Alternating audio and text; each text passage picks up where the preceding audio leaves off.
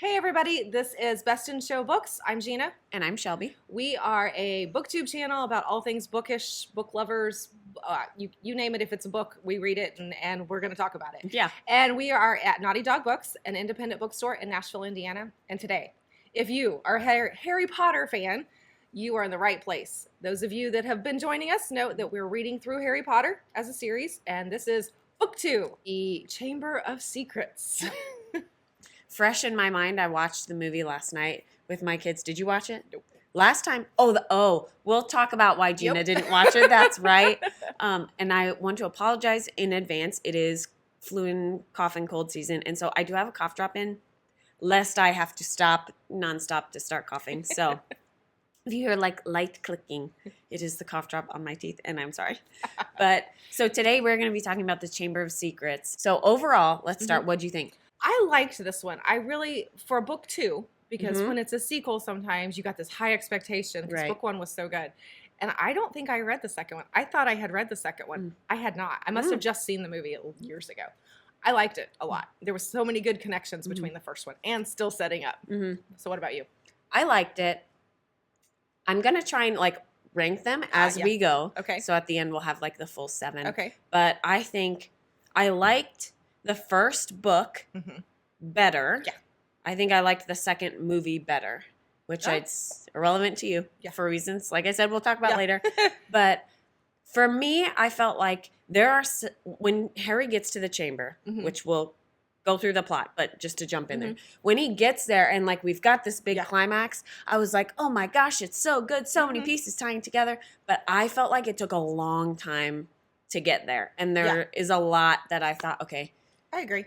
We didn't necessarily need that. We didn't necessarily need that. But that being said, there are some things in this book that are some of my favorites in the series, namely Dobby. I was going to say Dobby. I ranks love up there. Dobby. And again, without jumping all the way to the end, the ending with Dobby is just precious and priceless. Good. It's so good.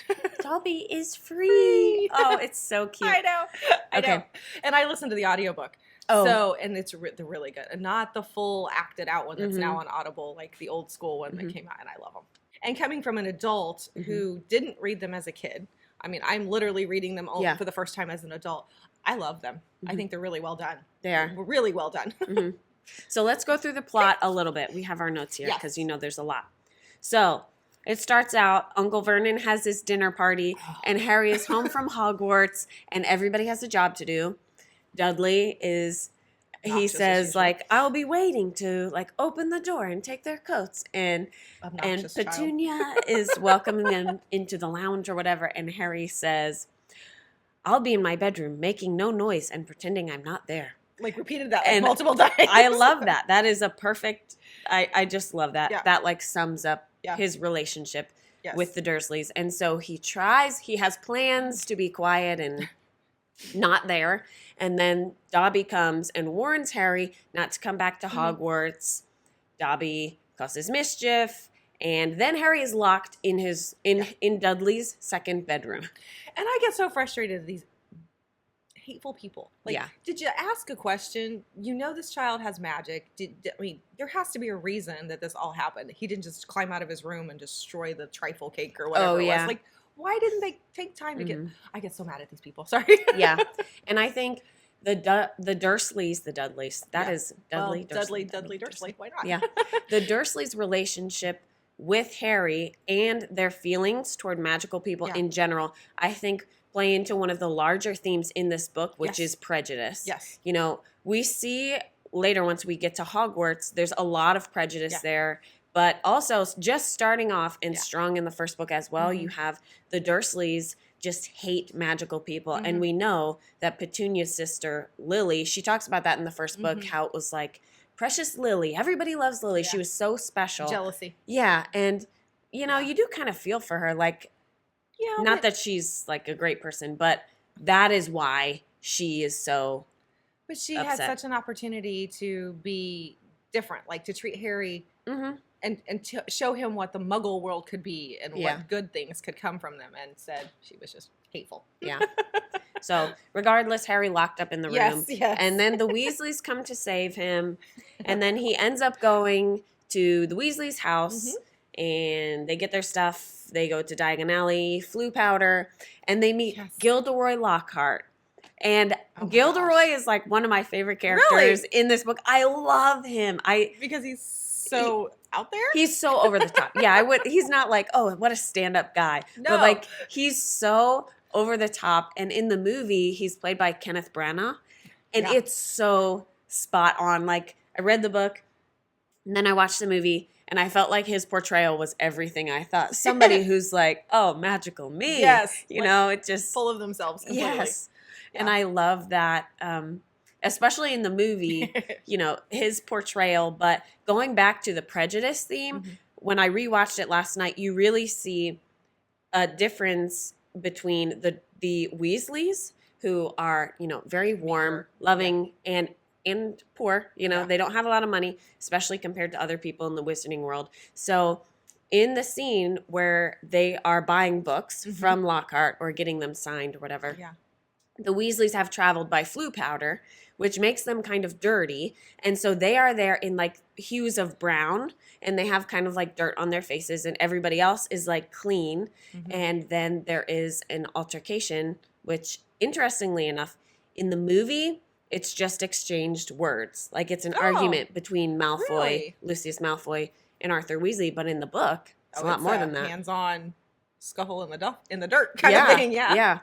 And so there, when they're at Flourish and Blotts, you have Lucius Malfoy and Arthur Weasley, and you find out that they know each other through the ministry work. Arthur Weasley works at the Ministry of Magic, and they're having these raids going on, and there's a little, sometime during the scuffle, Lucius slips something to Ginny Weasley that we later find out is Tom Riddle's diary. And so when they finally leave and they get to the point where they have to go back to school, this amazes me that the Weasleys, all 42 of the kids go through go through the station, and then you got Jenny, who's her first time. She's really excited, and my heart goes out to her too. Like she's new, she's so excited. Poor Jenny, but she's also kind of lost. She's gonna have the worst year ever. I know, yeah.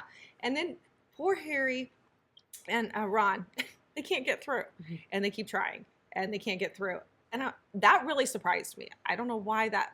Evidently, I remember nothing and was completely lost. I was like, why can't they get through? And then they take the car. I'm like, they take the flying car. Yeah. Why would you take the flying car? All the things that are later asked, why didn't you call? Why didn't you tell us? Why didn't you write? Send an owl. They take the car. And in theory, wouldn't Molly and Arthur be coming back through? That's what I thought. To take the car home? I was like, why didn't they just wait for Mom and Dad to come back through? Because they went through to make sure that Jenny, being the youngest and the newest, and I'm like, why wouldn't you just wait till they come back through and say, we can't get in, and wait for an adult? I almost feel like we had a Peanuts moment of the wah, wah, wah, wah. Like, where are the adults in this situation? Like, the kids just kind of take over. And maybe that they go to school and you're away from your parents so often, they feel like they are supposed to be more grown up and more in charge of that portion of their life. Maybe. So, I don't know. But when they get there and they don't land in the right spot, and the Whomping Willow, that just, I did giggle a little bit out loud when I was listening to this and reading this, that the Whomping Willow, who gets beat up by a tree?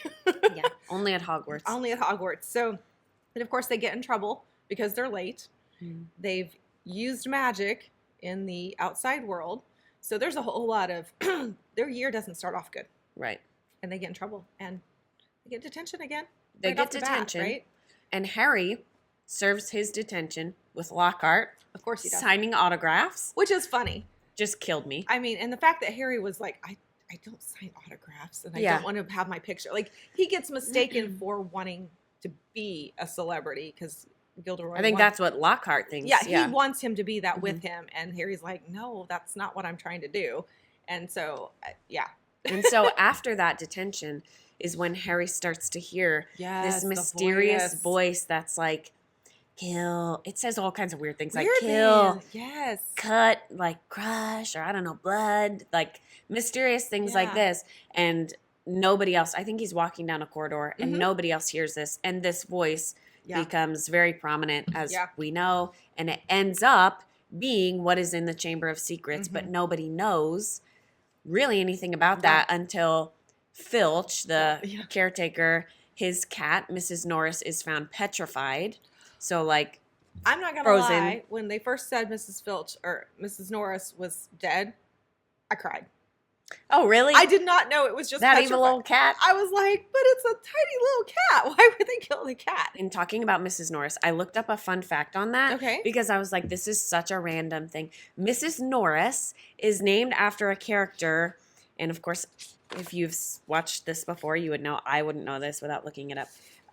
Where did I put that in my notes? She is named after Mrs. Norris in Mansfield Park. Oh. I've never read that, but apparently Mrs. Norris is like an odious character kind of lurking in the background that nobody likes. Yeah. And that is why the cat got this name. Adorable that she picked that name. I thought that was so funny. All right, so after petrifying Mrs. Norris, there's also writing on the wall. So the writing on the wall behind or near Mrs. Norris says, Chamber of Secrets has been opened. Enemies of the air beware. So all the kids are kind of on alert. And of course, Harry is there. Yeah. And so they start asking around, like, what is the Chamber of Secrets? Nobody knows. And they ask Professor Binns. In the book, it's Professor Binns, which makes sense because he was a ghost. He's a ghost now, a ghost professor. So he, like, would have been here when the Chamber of Secrets was first opened. But in the movie, it's Professor McGonagall that they have the conversation with, which I don't think she would have been there when it was opened. No. Anyways.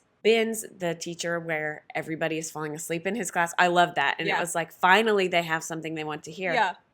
And he tells them the story of how Hogwarts was founded with the 4 houses. That was good. With Helga Hufflepuff. Yeah. Godric Gryffindor, Rowena Ravenclaw, and Salazar Slytherin. And I have a fun fact about that. A really fun fact that my friend Nancy told me. Nancy, if you watch this, this is what you told me. So the houses were formed, and Salazar Slytherin felt that only students with pure magical blood, here's this prejudice theme again, should be admitted into Hogwarts. And he had created this like secret chamber that nobody knew about, and that's thus the Chamber of Secrets. But no one has ever been able to find it. So the fun fact, my friend Nancy was like, have you heard the Narnia tie-in to Hogwarts? And I was like, absolutely not. And she said, supposedly the 4 houses of Hogwarts are each of the 4 Pevensey children from Narnia. So, right? So Salazar's Edmund, Peter is Gryffindor. I was going to say Edmund, I can tell you. Lucy is Hufflepuff. And Susan is Ravenclaw. Oh, absolutely. It makes total sense. Absolutely. Well, there is something about when you read this, you feel very C.S. Lewis Narnia. Yeah, I agree. And so I can tell. Well, yes, whimsical. There's the character. There's the moral. There's the journey. Because there are journeys. This is a journey. And so all of the books in the Narnia series are a journey. It's okay. We can keep it. Okay. We'll keep this in. My water's just leaking a little. So I can totally see that. And I kind of want to send J.K. Rowling a letter. Did you do this on purpose? Because this is what everybody's talking about. Tie-in. And it's a really good tie-in. Whether or not it's real. And I mean, even if you just see that, because I see that now that you've mentioned that, that's really cool. Oh, I like that. Through all of this, Hermione has talked about Moaning Myrtle. Moaning Myrtle is an interesting person, ghost. Very. She lives in the bathroom, which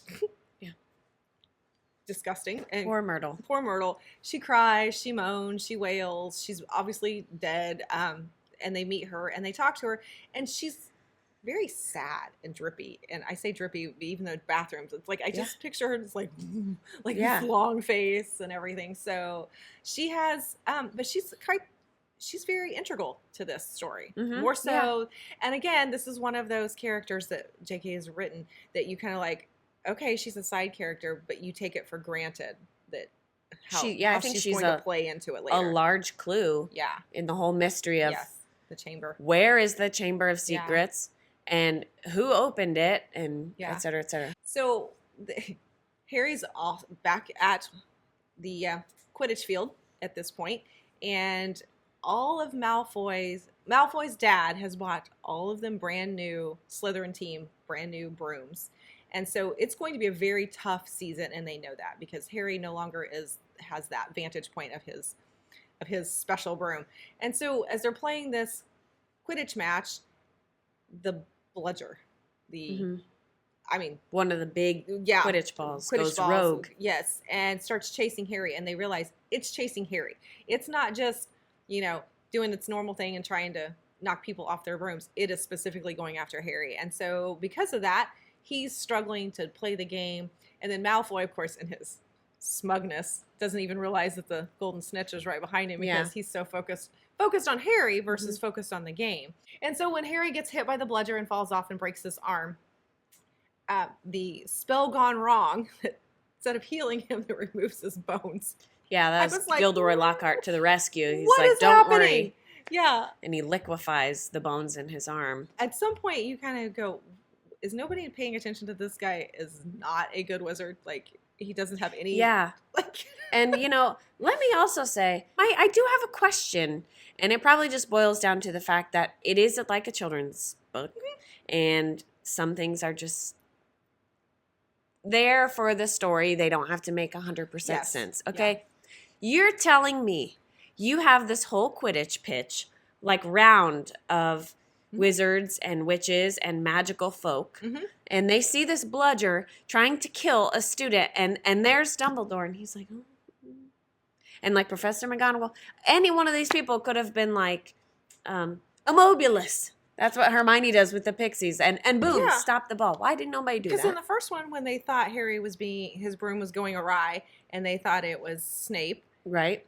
Hermione tried to do a spell, and I'm like, they saw that, but they didn't. It was Squirrel. Yeah. But they didn't see the bludger like. Yeah. Knocking down like posts and everything. Yeah. I don't know. Small qualm that I had while reading. Well, that's okay. That's can't all be perfect. Right. Can't all be perfect. So then, as they're in the hospital, Dobby explains that he did this with the bludger, right? And I love Dobby. Dobby has a good heart, but Dobby doesn't execute well. He means well. He's like, again, he tells Harry, danger is coming to Hogwarts, and you have to leave, and I was trying to get you to leave. I realize Dobby has an issue with, he has to hurt himself if he, betrays Malfoy, which is really sad, but I'm like, you're going to kill Harry before anybody else kills Harry because your intentions are good, but you're not doing so well here. So as everybody keeps getting petrified, and all of the students, which is another good red herring that's petrifying of them. Like what?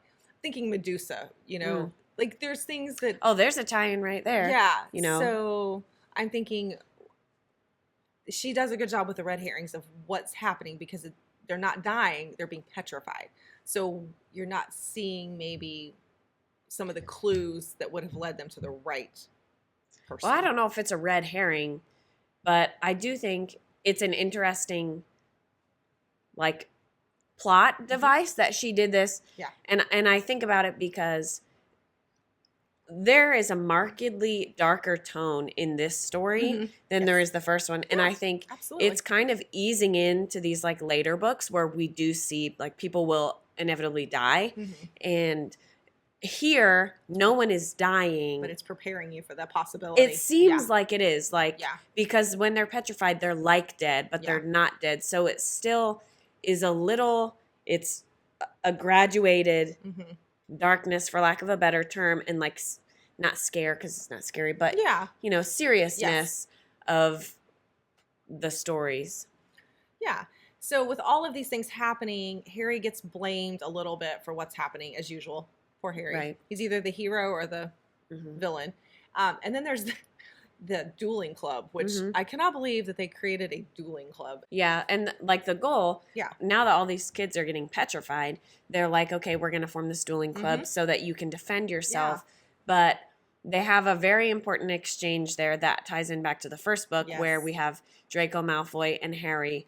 Again, the prejudice theme coming to a head, for lack of a better term. So they are dueling, and they're supposed to just like disarm their opponent, but of course they don't. They break the rules. And Draco uses a spell that brings a snake in, which is also fitting because Draco is Slytherin, and Slytherin's mascot is a snake. Yeah. And so Lockhart steps in and is like, well, I'll take care of this. And he does nothing but agitate the snake and like throw it 30 feet in the air. So then Harry is like, oh, I'll tell the snake to back off. Yeah. And that's where we reveal that Harry is a parcel mouth. He can speak parcel tongue. And I feel very much like the Phantom Tollbooth was a book that Clay read. Oh my gosh, I don't remember anything about that. That is such a good book because the book has so many words for different places, things that you go, that this adventure goes through. But it was a vocabulary lesson. And if you listened, the things were the vocabulary. And I find that she uses a lot of imagery, words, language, parcel mouth, speaking parcel, like the tongue, like, and then Slytherin being the snake, the house of the snakes, like, she does a great job with imagery and wording. And that really reminded me of how important words are, how important that is in books and use of that imagery. And I love parcel mouth. Sounds weird, but I love that that's the word she used for it and calls it. Yeah. And the fact that he can speak to snakes, and then Harry remembers back to book 1 when he told the snake to release himself and go back to Brazil. Right, yeah, with Dudley. Yeah. And so now everybody is definitely thinking that Harry is the heir of Slytherin. Yes. Because Salazar Slytherin was a parcel mouth, and that's a very rare gift in the wizarding world. Yeah. And it makes Harry, and I'm sure others think, is he in the right house? Yeah, and Harry himself is like, he goes then to Dumbledore and is like, am I in the right house? Yeah. And when we talked about the first book, should Harry have been in Slytherin because of his qualities, and he is a pureblood and all of that. So now you kind of start to wonder, is he in the wrong house? But well, Harry is not a pureblood. Oh, that's right. He is half-blood. Half-blood. That's right. Because mom was, that's right. So at some point, Harry, later on here, Harry finds this diary, finds it in Moaning Myrtle's bathroom, and he takes it back, and he's trying to figure it out. It's all blank. And Tom Riddle, his name is on it, isn't it not? Tom Riddle's name is on it. And so he starts to figure out and ask questions. Who was Tom Riddle? Why is it blank? And then the diary starts to speak to him and open its secrets and reveal things. And he starts to be able to communicate with Tom Riddle through the diary. And he learns that Tom was a student back in the day. And he told how Hagrid, my H's, Hagrid was part of opening the Chamber of Secrets. So I know Hagrid got kicked out or told he couldn't do magic anymore. I got another qualm on this too. Yeah, go ahead. Okay, so the last time the Chamber of Secrets was opened, we find out a girl died and that they thought it was Hagrid, and so Hagrid was expelled and his wand was taken from him. But we all know that it wasn't Hagrid. So why didn't they send him back to Hogwarts? And why did, still, now he is a magical adult, I guess. But he cannot do magic, and he has his little umbrella. Yeah. I wonder why they didn't put him back, especially because Dumbledore was headmaster then. Why didn't they let him back in? I don't know. Yeah. It's food for thought. That's a good question. And I'm going to admit that I don't know enough going forward. I'm assuming it doesn't happen. Well, I mean, they certainly never let him back as a student. Right, obviously. As a student. Yeah. So once we learn that Hagrid was supposed to have opened the Chamber of Secrets, and he's confronted, and then as he's being taken away, he gives a clue to Harry, and he says, follow the spiders. And this is why I don't watch the movie. I'm going to say that right up front. I have a total fear of spiders, so I had a hard time reading this part. So there's spiders. God bless the spiders. There's a reason for all of them, right? Yeah. And throughout the book, there are spiders going through the castle, and they're all going out. Yes. And I really like this scene in Hagrid's hut where Harry and Ron are under the invisibility cloak. Yes. And again, this brings up questions they're under the invisibility cloak. Hagrid knows they're there. Yeah. But Dumbledore comes in after the fact, so in theory, he doesn't know they're there. And, what's his name? From the Ministry. Fudge? Yeah, Cornelius Fudge. He comes in and they're like, Hagrid, you have to leave. And at one point, Dumbledore is talking, and here's the cloak, and he's looking right at. He knows they're there. Yeah. And so I'm just always like, why didn't Dumbledore do anything? Why didn't Dumbledore do anything? I kind of look at that too as why he didn't do anything, but the kids have to have this journey to get to where they are. It's that, the fire is refining them, and there's a part to play. You have a journey. You have a destiny, if you will. Yeah. So and I think Dumbledore sees that. I think Dumbledore knows, if I just tell you what to do, or if I just tell you how to stop it, is it going to play out the way it's supposed to and be right in the end? Maybe Dumbledore has that, I don't know, maybe he has a crystal ball and he knew what was happening at the beginning. So I don't know, but I agree. There's a couple times you're like, why didn't you just say, hey, I know you're under there. Let me tell you.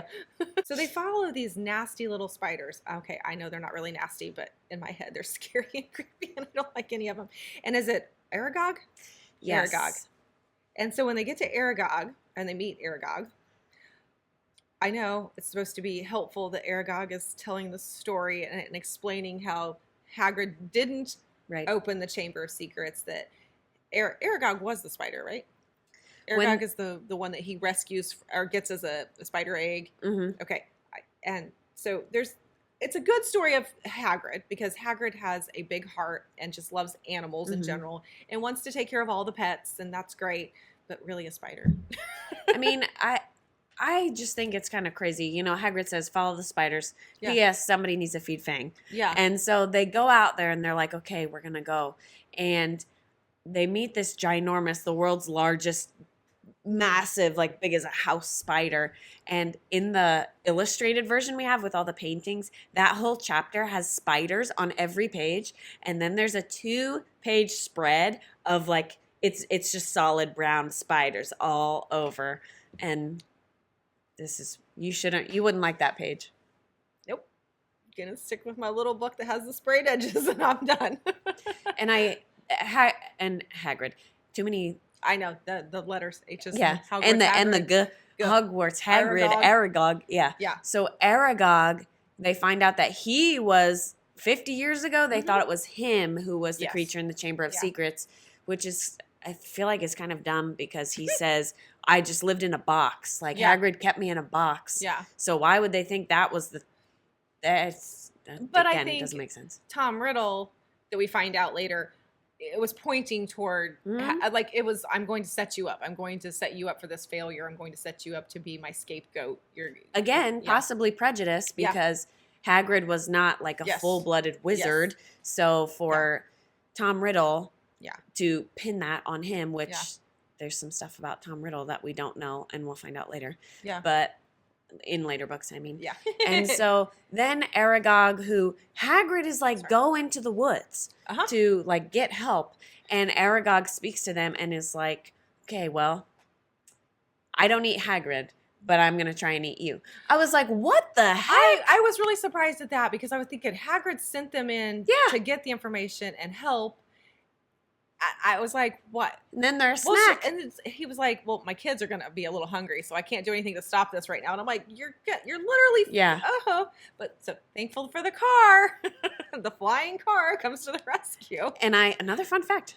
Harry Potter fun fact. I love these. The Ford Anglia, which we have that Lego set at home. We have like the we also have the Dueling Club Lego set. And I didn't know they made that one. Yeah, and it's like a little thing, and you can like push a thing and it ejects like the Lego on the other side. But anyways, the Ford Anglia, that is the model and color like car J.K. Rowling and her friend had in school. So it was like very nostalgic for her. Very cool. So that's why she included that. That's a cool one, because it's very specific when it talks about the car. I mean, it's very specific of the car type and everything. So that makes perfect sense. That so after the car gets them back to the school, we get to the Chamber of Secrets. We finally get to the Chamber of Secrets. We finally get to where they figure out that it's in the bathroom, and Moaning Myrtle is the girl that died.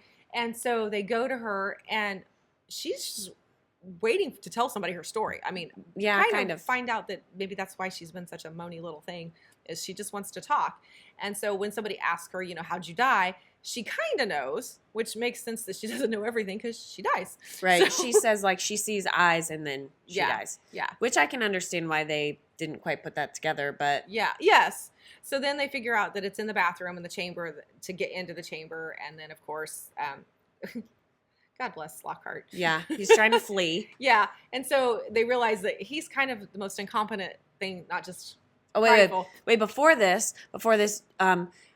there have been lots of messages and people are Yes. getting petrified. And then finally a student is taken. Yes. Oh, and it's Ginny. And it's Ginny. Yes. And so then they're like, oh my gosh, we have to do something. Yeah. And then they're like, we're going to close down Hogwarts. And Yeah. Lockhart's like, oh, I have this under control. I got this. And then he tries You to don't got leave. this. Yeah. So then they get Lockhart and they make him go with them. So once Ron and Lockhart use this wand and it backfires, Lockhart loses his memory because of this. Ron's wand is like broken and Ron has tried to like tape it together. And so Gilderoy Lockhart tries to, he's like, well, you're not going to remember any of this. And so he like uses the wand, but because it's broken, it backfires. And then Lockhart loses his own memory, which I thought in itself was like honestly really poignant because what was more important to Lockhart than himself? Yeah. Oh, yeah. And so he loses that in his cowardice, honestly, in his attempt to leave the chamber. And so all that pride backfired. Right. So then he meets Tom Riddle too, and Tom appears, which he thinks he's an ally. He's like, oh, good, Tom's here. He can help me. And Tom's like, wait, nope, not going to happen. And Tom starts to explain that he's been communicating with Jenny through the diary. Then we learn how Jenny gets the diary that Lucius Malfoy had given it to her. And the very beginning. So you've got that tie-in of how she got it. And because I was kind of like, how is he speaking? I mean, yes, I knew they were going to explain it, but I was like, wait, how'd she get it? And you know, all the things as you're working it out. But when she's communicating, she's writing down her thoughts. She's writing down all her secrets in this diary. And just like a girl would do. And Riddle is using that all against her. Her infatuation of Harry, her wanting to go, you know, be at school and be a part of something bigger and just was mean. He's such a mean girl.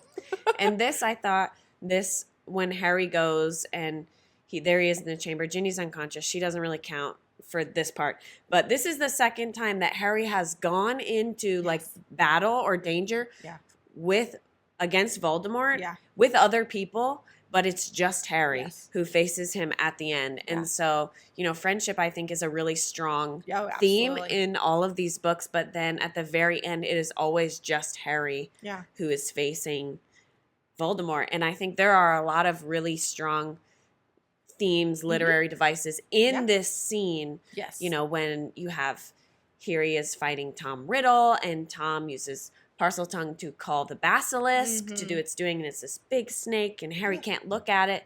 And then who comes to the rescue? Fawkes flies in. The Phoenix. Yeah. I didn't see the movie, so I can picture this beautiful Phoenix flying. Oh yeah.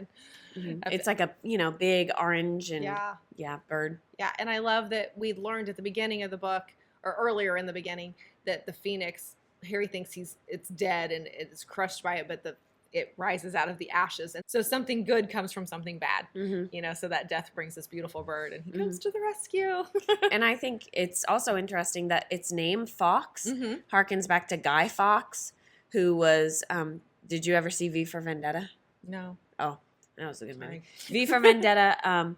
Anyways, Guy Fawkes was someone who tried to blow up the Houses of Parliament and upset the government in like the 1600s. And so that name is an homage to him. So Fawkes comes in and blinds the basilisk so Harry can look at it, and then he brings a hat. He brings the sorting hat. Yeah, he brings the sorting hat. Yeah. And Tom Riddle's kind of like, look at this dumb old hat. You know, this bird brought you a hat. And the hat eventually ends up having the sword of Godric Gryffindor, and Harry uses that to kill the basilisk. Yeah. And then he takes the basilisk fang into the diary, and Tom Riddle kind of like, no. There was a lot at the end with the explanation of why people were petrified and not dead by looking at the basilisk. Looking like through things. Yes, like the mirror, the water, you know, all the different, I got a glimpse through this and that. And I was like, that's kind of cool that there was an explanation as to why they weren't dead. Right. But yet he couldn't look at him directly on. So, yeah. And that's kind of, I felt like that was really interesting. And like this last scene was really interesting, but it took a long time to get there, I thought. And so I was like, come on. It did. It took, there were definitely parts that didn't move as quickly as the first one. And probably because the first one set so much up too. Like we were setting up Hogwarts, we were setting up the journey, who the people were. So in this one, you were just ready to get to the chamber and find out at the end who Tom was. What did you think about when Tom takes his wand. Tom takes Harry's wand. Yeah. And he writes out Tom Marvolo Riddle. And then the letter's like around to I am Lord Voldemort. What do you think about that? I thought that was Brilliant. Brilliant. It really was brilliant.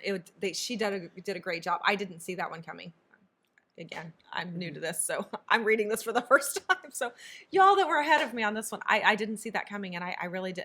Through the whole book, I knew Voldemort was going to be involved because, well, he's always involved, but I didn't think it was going to be that he was actually Tom Riddle. Yeah. That was kind of cool. I think it's a great trick. Yeah. Harry Potter fun fact, in every language that the book is translated into, Tom Riddle's name changes so that it can be like an anagram for I am Lord Voldemort in that language. So Does that it's make not sense? always Tom Riddle. It's something else. Oh, interesting. That is really cool. Yeah. So once the snake's dead, once the snake is dead, and we've learned all of the secrets of Tom Riddle and Voldemort, and Harry has to tell McGonagall and Dumbledore the story of what's happened, I love that this quote, and it's our choices, Harry, that show what we truly are, far more than our abilities. I'm so glad you pulled that out for these. That it is our choices. I mean, sometimes we don't think we have the ability, and we do. It's the choice we make to use what we've got. And I think that goes back to it being a theme for the whole book. Yep. Harry's constantly struggling with, well, should I have been in Slytherin? Am I the heir of Slytherin? Like, what is going on? But with his conversation with Dumbledore, and he says, what you pulled the sword out. Yeah. He couldn't have pulled the sword out. It was almost like Arthur and the sword and the stone. Like, there's only so many people that are going to be able to do that. There's only one person that could do that. And the choices of, he had opportunities to tell Dumbledore what was going on, that he could hear those voices, and he chose not to. So I think going back to Dumbledore knew he was under that cloak. Well, you didn't tell me what you needed, so I'm going to let you figure this out on your own because evidently you think you can do it. So those choices matter. Even the small things of asking for help or taking too much on, I think that choices were a big theme through this book for all of them, but especially here. So even Tom Riddle had a choice to become a dark wizard. True. So wrong choice. Wrong choice. And then I love the very end with Lucius Malfoy and Dobby. I mean, we can't not talk about Lucius and Dobby because Lucius is just cruel. I mean, awful. No wonder Draco is. Yeah. I mean, look at his dad. Yeah. Know? I mean, how could he not turn out to be a little snot? But the fact that I love that Harry thought more of him. What can I do? I can release Dobby. Like, I love that was where his heart was, that set him free. Take him out of this painful, horrible situation with the sock. Yes. Oh, I love that. The sock. Outsmarted him with a sock. Outsmarted him with a sock. This was this had a lot of themes, a lot of choices, the mudbloods versus purebloods, the muggles, choices of good and bad, choices of to ask for help.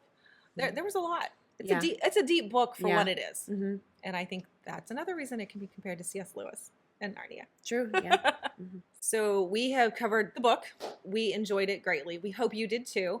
Let us know, please, throughout as you're watching this, drop notes in. We will do our best to answer them as fast as we can because this is a book club. Yeah, that's right. For Harry Potter. We really liked it. This was the Chamber of Secrets. So book 3 of Harry Potter is Prisoner of Azkaban. Yes, and it is going to be, we will have that video out December 26th. So Merry Christmas to you all. Last Friday of the month. And so we're looking forward to book 3.